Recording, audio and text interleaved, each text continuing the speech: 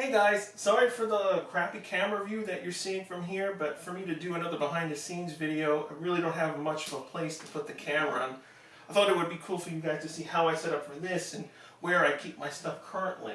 Now, this is the new area. I've been using it for quite a while to film my stuff, and it's worked pretty well for the most part. It's just that it's echoey, really can't do anything about that.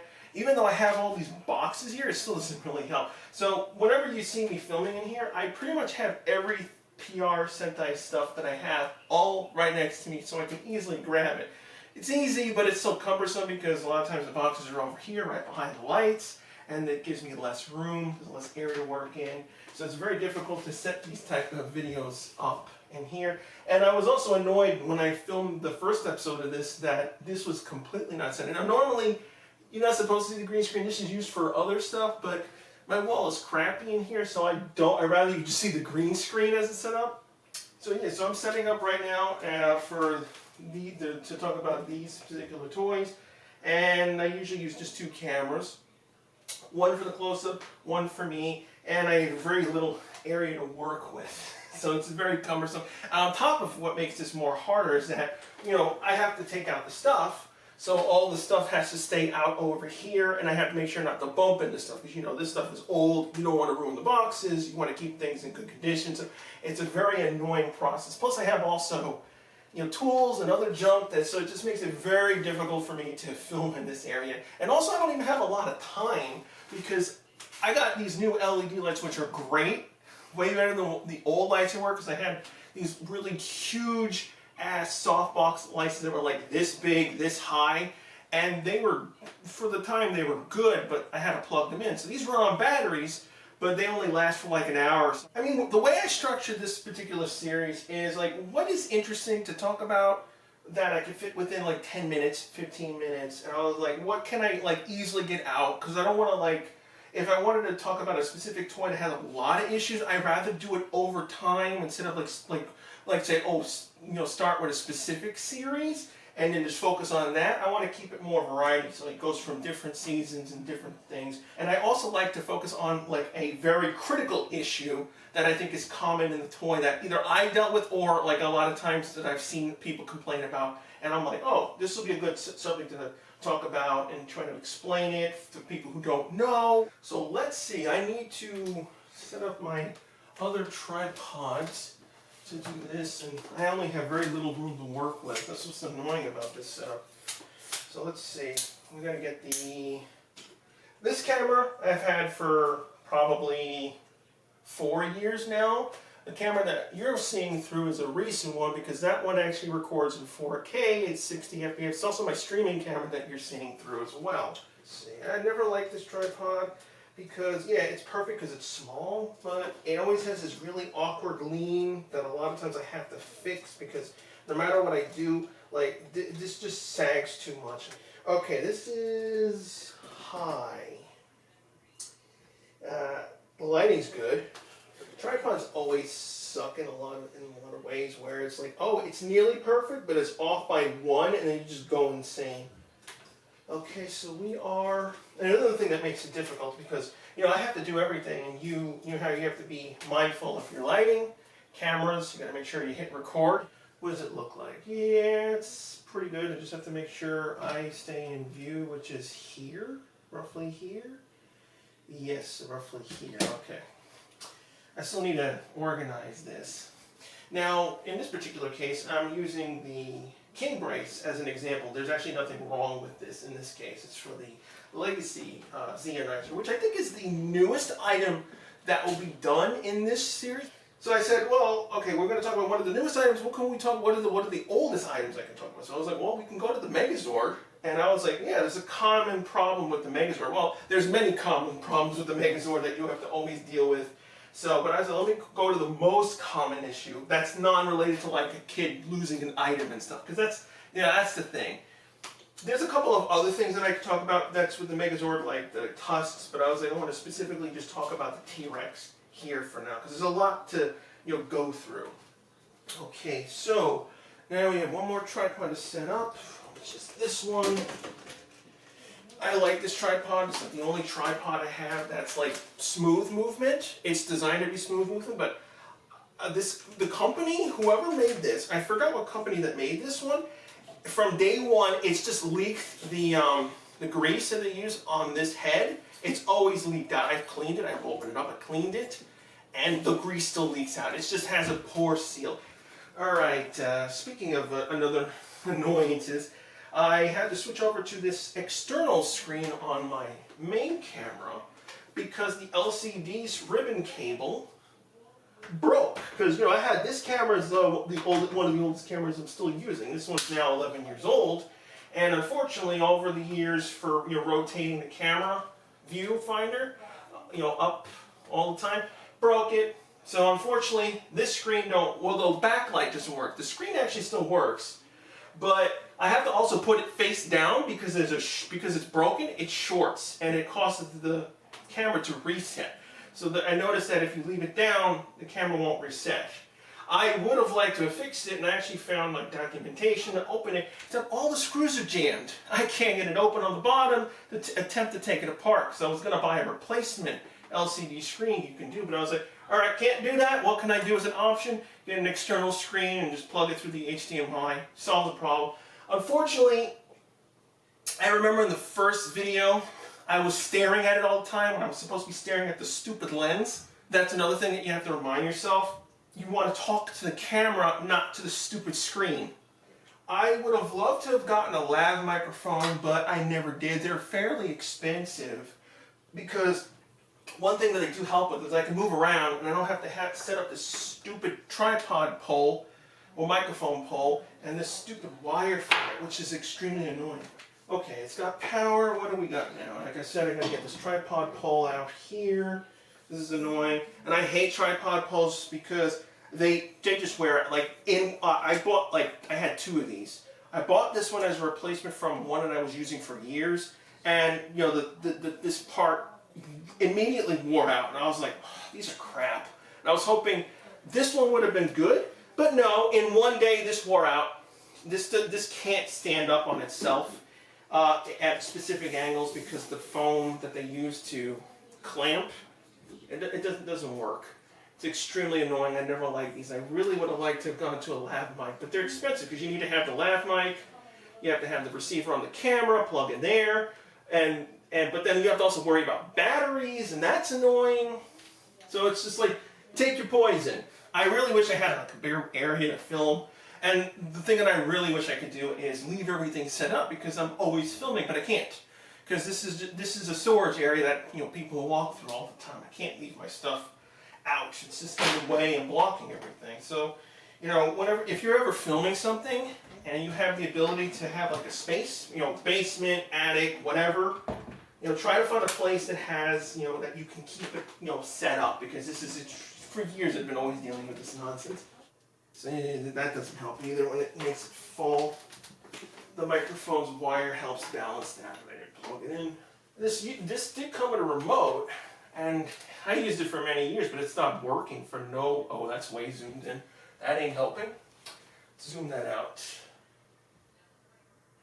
That's on manual focus.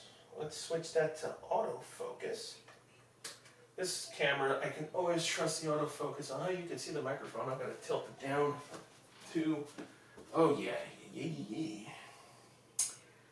It's too bright in this lens. I got to adjust that. First things first, I got to lower just a little bit. There we go. You're out of frame. I got to lower this. What are we at? 4.8? Let's see, 5.6.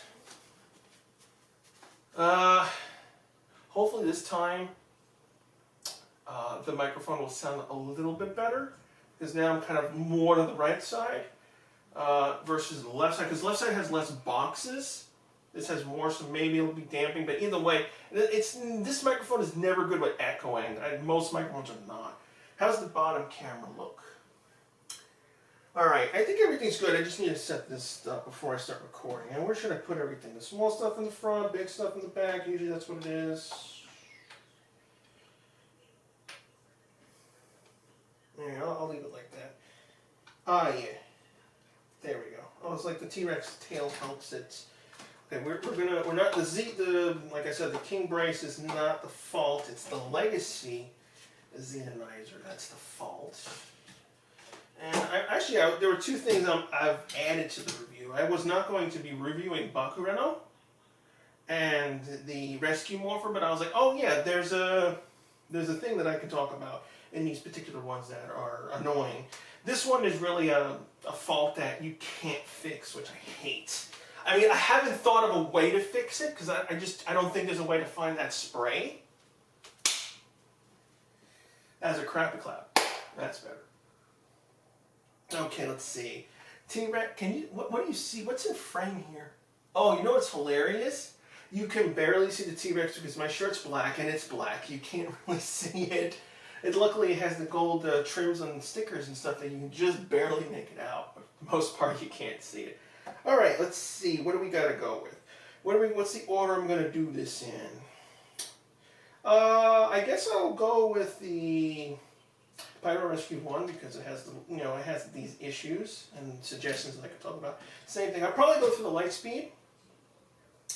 Or should I go to through recent Dino Thunder, Abarenger, Lightspeed Rescue, and the Zeo, and then go to MMPR. I guess I can go, recent to earliest. I think that would make sense.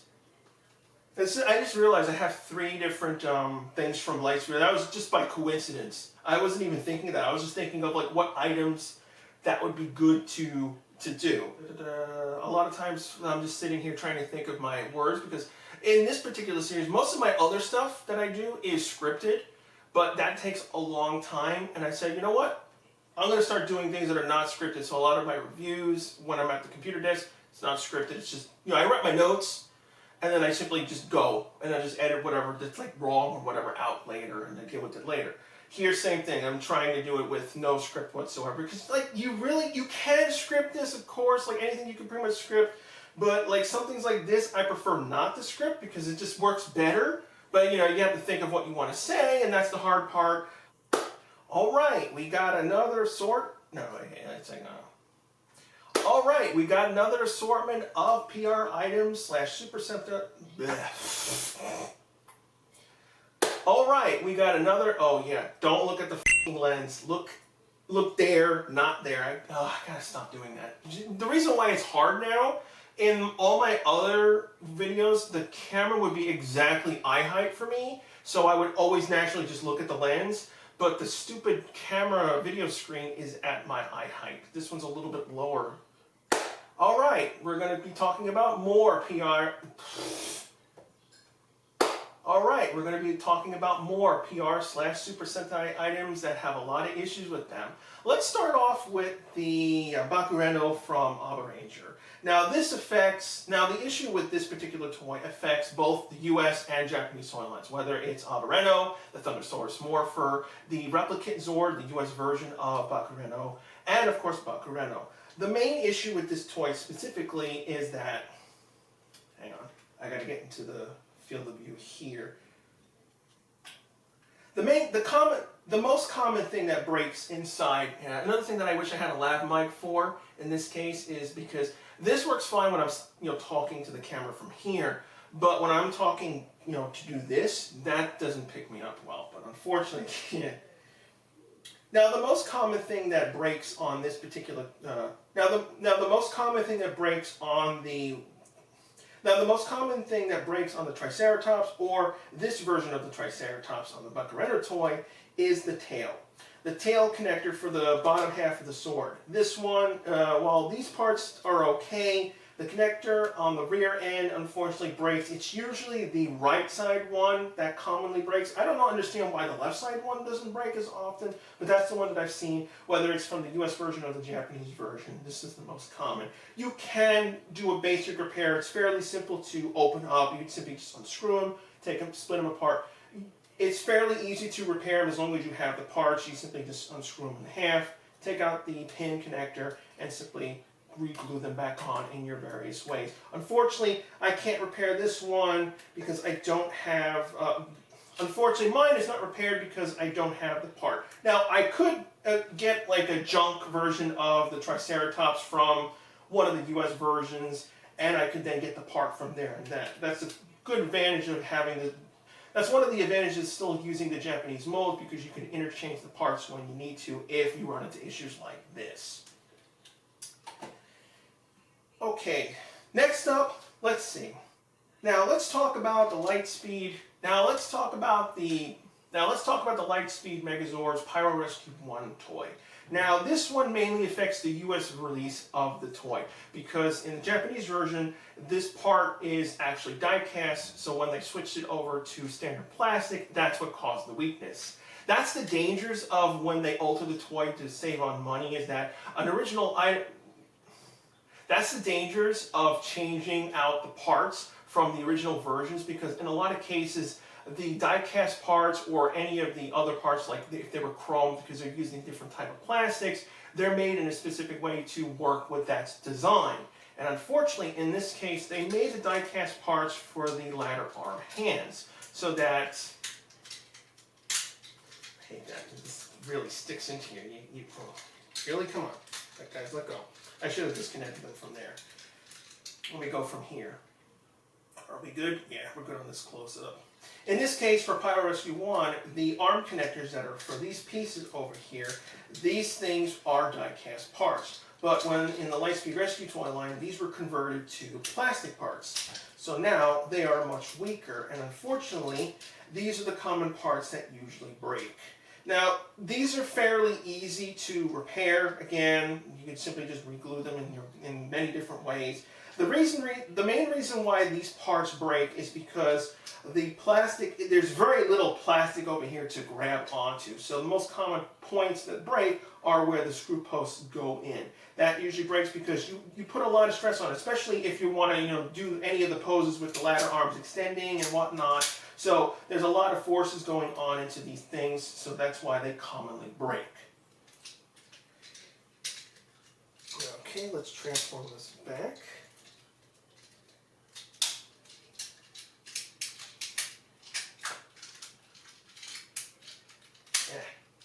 There we go. Now, unfortunately for the Lightspeed GoGo 520 line, the issues still continue. Now, this issue with the Omega Megazord / Victory Mars affects both Japanese and US, because they are both identical in their because since there were no changes done to the toys, they're both identical. They both have the same faults. Now, the most common thing that I see broken on the Omega Megazord are located on the claw arms for the bottom feet when it's in crawler mode. The black pieces for the claws break off mainly for age. Unfortunately, I don't have the part anymore. I had lost it many, many years ago, and I was really annoyed. But you can repair it fairly easily, just because it does have it. But it is possible to repair this toy, and you don't have to worry about this type of pin.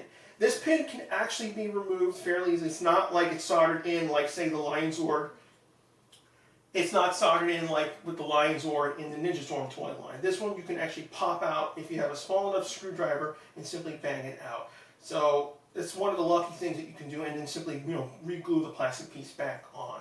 Another thing that can potentially break on the Megazord's feet are the connectors that connect to the die-cast foot parts. Now, in most cases, people don't even realize you're supposed to actually extend this out when it's in Megazord mode. In crawler mode, you leave this closed down.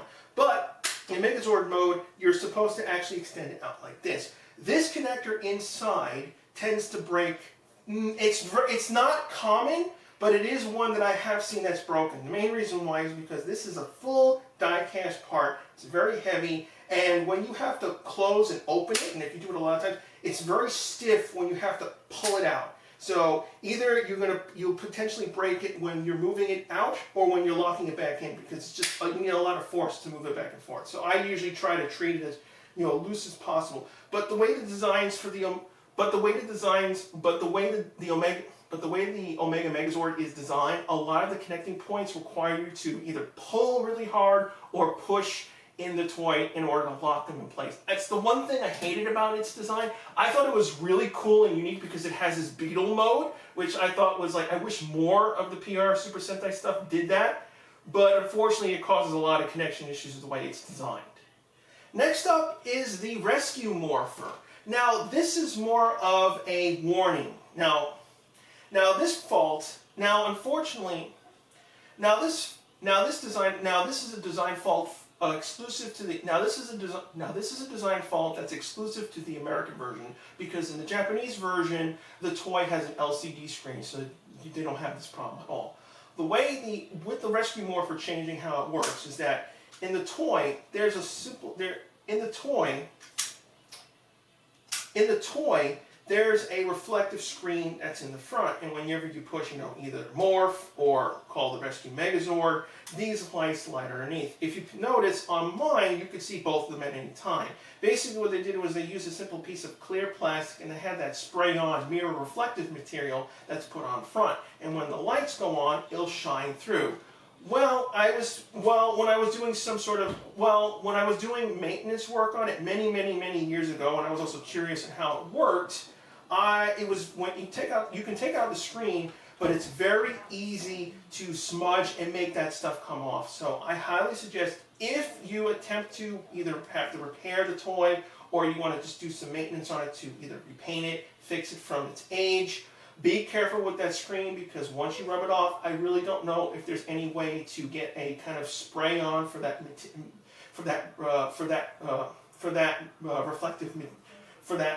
reflective mirror material. Now the next item on the list is kind of surprising, because it's one of the newest items that I have, is the Legacy Zeonizer. Now the next item on the list is kind of surprising because it's one of the newest items, the Legacy Zeonizer. Now, for the most part, I thought it was an excellent recreation of the original toy. It's very faithful to the toy. It's pretty much identical in scale, size, details, and they added extra details, which was great and all. There is unfortunately two design faults with the toy. The main reason why in the original toy this was done is because, this is a two-piece Morpher where it has to, flip both pieces at the same time, where one comes down, one comes up. The thing is, they have to be, the reason why this is, the way they designed the toy, the toy is actually specifically designed to make sure that both pieces do not collide with each other. So if you look on the original version of the toy, both in the Zeonizer and the Abarenger Morpher, that you'll see that the die-cast part has a very small clip to lock the head plate in. But on the Legacy version, because they redesigned where the clip goes, and it's much farther away and down in order to keep the details, they made the hook much bigger and fatter. This causes the issue where if you don't have the two pieces exactly straight, and it's just slightly off, they'll constantly bang into each other. So unfortunately, they caused a design fault with that. They did try to alleviate it, because I noticed that in the Legacy version of the toy, this red part is much longer than the original version, try to compensate for it. But unless you're really straight on when doing this, you're going to always run into the problem of this banging into it, and over time this will get scratched up. And then the worst thing is, because it's going to, you can't do it, because it's constantly just doing this, and you just don't want to risk breaking it. So this is one of the main issues with this was one of the unfortunate issues when they redid the toy. They added all these cool features, but they didn't consider, this was designed this way to avoid a problem like this. The other problem that they created, now the other problem was an unfortunate one. They added additional functions to the Legacy Zeonizer that the original toy didn't have. The original toy just simply, when you pushed them together, it would just beep and that would be it. The Legacy version added, all the characters. So if you wanted to do Zeoranger 1 through 5, you could hear their voices, and they would do their specific colors, which was a great enhancement to the toy. But because of the way the toy was designed originally, they didn't have really much any place to put the way you select which ranger goes through. So the way they did it was they took the circular part of the Zeonizer and made it a dial, basically. Think of like the Lost Galaxy Morpher. So you can rotate it, and it will randomly select Zeoranger 1 through 5, and or the Zeoranger, or the Zeo theme song. The problem is, because they were stuck with the design that the Zeonizer was, over time, especially if you're sweating, this dial is extremely difficult to rotate, and eventually it will not rotate because you're constantly slipping because of the chrome part. That's the unfortunate thing about this toy. That's one of the biggest unfortunate issues. This is one of the biggest faults of the toy. The one way they could have alleviated was that they could have added grooves to the toy where you can put your fingernail in to actually make it move.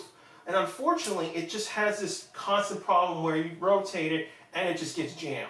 So I really liked the Legacy Zeonizer. They were very faithful to the toy. It added a lot of cool functions. It's just that these two issues unfortunately cause it so you really don't want to use it, because it's just like this gets stuck, especially if it's on your wrist.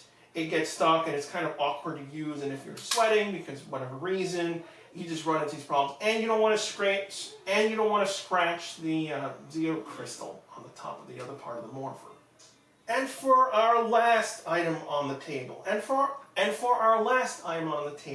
is the T-Rex from MMPR. Now this fault is for all the original versions of the Megazord, whether Daijujin, Megazord, or the black and gold version of either version. This is a common problem that happens with all of the Tyrannosaurus Rexes. The way the feet are done is that, now the feet on the Tyrannosaurus dinosaur have clicking points on the top part of the feet. Now the way the T-Rex feet work is that the top part of the feet have clicking points, like most of the normal toys. That's how it locks into the leg. The bottom part of the feet are actually, what do they call them actually? These are like friction. These are friction bands, that's what I'll call them. The bottom part, actually let's go on the bottom screen. The bottom part of the feet, where they rotate up and down, are done by friction bands. Now these things over time can become loose, whether either you have it standing for many years, or you love rotating it so many different ways, in different poses. The feet would just not be able to have the T-Rex stand up anymore because the plastic could have worn out, or the metal inside has just gotten contracted because of the magnetic type. There is a way to fix this. You can knock these feet, you can knock out the metal bands inside with a very small screwdriver. Once you get them out, the best thing you can do, because you really can't do anything about the plastic, the best thing you can do is find a slightly bigger screwdriver, find a slightly bigger screwdriver and push it into the metal hole part, of the metal band. If you find it, if over time, if you do it slowly enough, you'll expand the metal out and you should be able to push it back in, and it should restore the functionality of the feet. So unfortunately, the PR line can be affected when they redesign the toys. Now, in a lot of ways, for the most part, it doesn't affect the toy line whenever they remove the die-cast part. Besides aesthetically, not looking that great, they're pretty much okay. Like, for example, I can think of the Lost Galaxy Megazord. They removed all the die-cast parts on it, and none of the parts break. Unfortunately, every now and again, the die-cast part is actually used to reinforce the original toy, and it was intended to be a bracing point. And when they do remove it, it does have problems. Not often, but it does. But then on the other hand, we have this toy that, unfortunately, the die-cast part being so heavy. But like in this case, but on the other hand, with this toy, the die-cast part is so heavy that it can make it break due to the fact that it's just so, you put so much force on it in order to open it or close it. So yeah, thanks everyone for watching. I hope you enjoyed, and I hope this also helps you try to deal with any issues that come with the PR/Super Sentai toy line.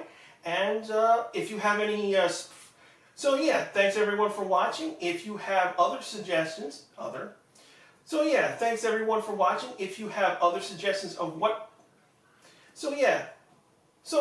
thanks everyone for watching. I hope this will help you in order to deal with these particular toys. And if you have any suggestions of other PR/Super Sentai toys that have issues, leave a comment below, and I will, over time, and I may check out. Leave a comment below, and I may check them out in the future. 21 minutes. All right. That ending was not really great. Sometimes I actually go back a few days later and I actually just film stuff over because I think of some way to say it better and I have to literally set everything up all over again. I've done that a few times. Other cases I just do a voiceover to fix certain things and that usually works out. Yeah, I was really disappointed with the Legacy Zeonizer. It was so, like, they improved so many things with the newer version that it was almost perfect. It was like 98% perfect.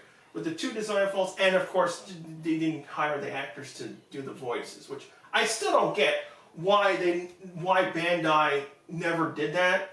It's like the only time they ever got someone to actually voice the character that they did in the show was Tony Oliver when they did the Legacy Saga. He's the only one who came back and did it. I was like, great, you got someone, but Rangers, Zordon Alpha, no.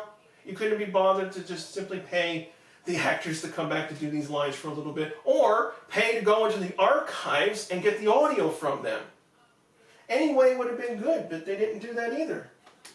So yeah, thanks everyone for watching this behind the scenes. I hope you found it somewhat enlightening or useful of what I use to film and what are the annoying things that I have to go through in order to do these type of setup. So maybe I'll do more behind the scenes. You know, it's kind of annoying to set up and do these things, but you know, if you really want to see more behind the scenes or any particular thing, let me know in the comments below.